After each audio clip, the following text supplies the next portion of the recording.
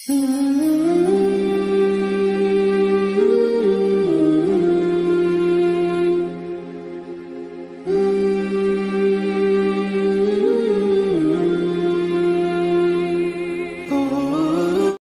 اللہ الرحمن الرحیم نحمدہ ونصلی علی رسول الکریم۔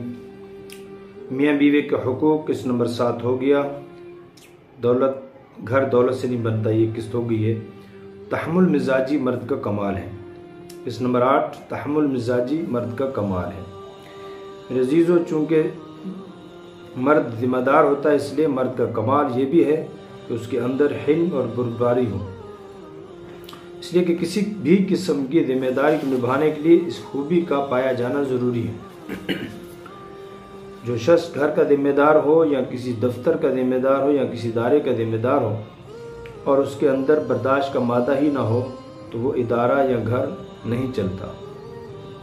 مرد میں قوت برداشت عورت کے مقابلے میں زیادہ ہونی چاہیے، کیونکہ اللہ رب العزت نے اس سے گھر کا ذمہ دار بنایا ہے۔ مردانگی اس کا نام ہے۔ مردانگی کمزوروں پر حملہ آور ہونے کا نام نہیں ہے۔ مردانگی یہ ہے کہ سہ جائے، برداشت کر لے، حلم اور بردباری کا مظاہرہ کرے۔ آج تو حالت یہ ہے کہ عورت کی زبان تیز چلتی ہے اور مرد کا ہاتھ تیز چلتا ہے۔ اس کی زبان اس کے قابو میں نہیں ہوتی اور اس کا ہاتھ اس کے قابو میں نہیں ہوتا، اور یوں روز بروز ان رشتوں میں دوریاں بڑھتی چلی جا رہی ہیں۔ ہر بندہ شکایت کرتا ہے میرا شوہر ٹھیک نہیں ہے، شوہر کرتا ہے میری بیوی ٹھیک نہیں ہے، حالانکہ دونوں بعض دفعہ ٹھیک ہوتے ہیں۔ صرف زبان کی وجہ سے اور ہاتھ کی وجہ سے غلط فہمیاں پیدا ہوتی ہیں، بات بگڑتی ہے، طلاق تک پہنچتی ہے۔ فرمایا ہماری زندگی کا مقصد جدا ہے۔ مسلمانوں، ہمارے رہن سہن کے طریقے غیروں کی طرح نہیں ہیں۔ ہمارے ہاں کامیابی اور ناکامی کا معیار کفر یا کفریہ تہذیب کے مطابق نہیں ہے۔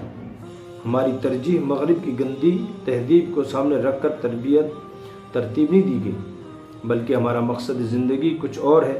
ہمارے ہاں انتخاب کا معیار کچھ اور ہے۔ ہماری زندگی کا یہ سفر اپنے اللہ کو پانے کے لیے ہے، اپنی آخرت سنوارنے کے لیے ہے۔ اس لیے اس سفر میں ہماری بیٹی کو ہم سفر بھی ایسا چاہیے جو اس سفر میں اس کا معاون ہو۔ ہمارے بیٹے کو بیوی بھی ایسی چاہیے جو اس سفر میں اس کی ہم سفر بننے کے لیے تیار ہو، یعنی نیکی اور تقوی والی زندگی اختیار کرنے میں دونوں ایک دوسرے سے تعاون کرنے والے ہوں۔ اللہ رب العزت کا ارشاد ہے وَتَعَاوَنُوا عَلَى الْبِرِّ وَالتَّقْوَى، اور نیکی اور تقوی میں ایک دوسرے کے ساتھ تعاون کرو، یعنی نیکی اور تقوی کو اپنانے میں بیوی شوہر کی معاون ہو اور شوہر اپنی بیوی سے تعاون کر رہا ہو۔ کبھی اس سے سستی ہو رہی ہے تو وہ ہمت بڑھا دے، اور کبھی وہ کوتاہی کر رہا ہے تو یہ اس کا حوصلہ بڑھا دے، اور یوں زندگی کی گاڑی چلتی رہے۔ ہمارے پیارے نبی صلی اللہ علیہ وسلم نے ارشاد فرمایا رحم اللہ رجلا قام من اللیل فصلى وایقظ امرأته فصلت فإن أبت نزح في وجهها الماء رحم الله امرأة قامت من الليل فصلت وایقظت زوجها فصلى فإن أبى نزحت في وجهه الماء۔ مشکات المصابیح کتاب الصلاة باب التحریض علی قیام اللیل۔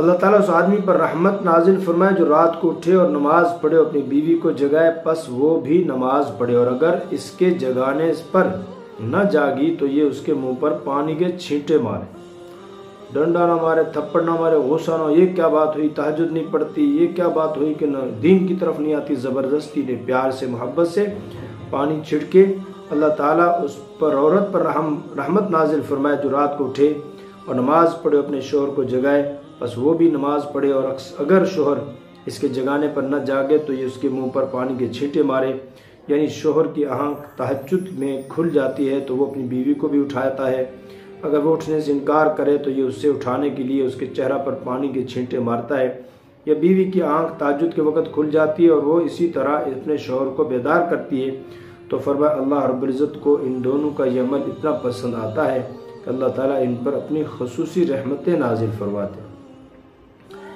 تو یہ ایک دوسرے کے تعاون ہے، ایک دوسرے کا دین پر، اسلام پر، اعمال پر، نیکی پر، خیر پر، بھلائی پر، نماز پر، تہجد پر، نوافل، فرائض اور عبادت پر، یہ تعاون ہے۔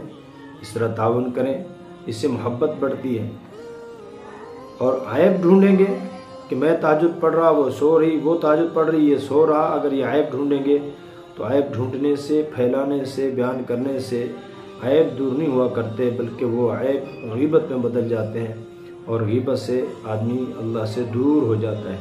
اللہ تعالی ہم سب کو عمل کرنے کی توفیق عطا فرمائے۔ وآخر دعوانا الحمدللہ رب العالمین۔ آخری بات یہ کہ اس ویڈیو کو، ان باتوں کو آگے مسلمانوں تک پہنچائیں، بہت فائدہ ہوگا۔ آگے دنیا تکمیل خواہشات کی جگہ نہیں ہے، اور قسط نمبر 9 ہوگی انشاءاللہ۔ السلام علیکم ورحمۃ اللہ وبرکاتہ۔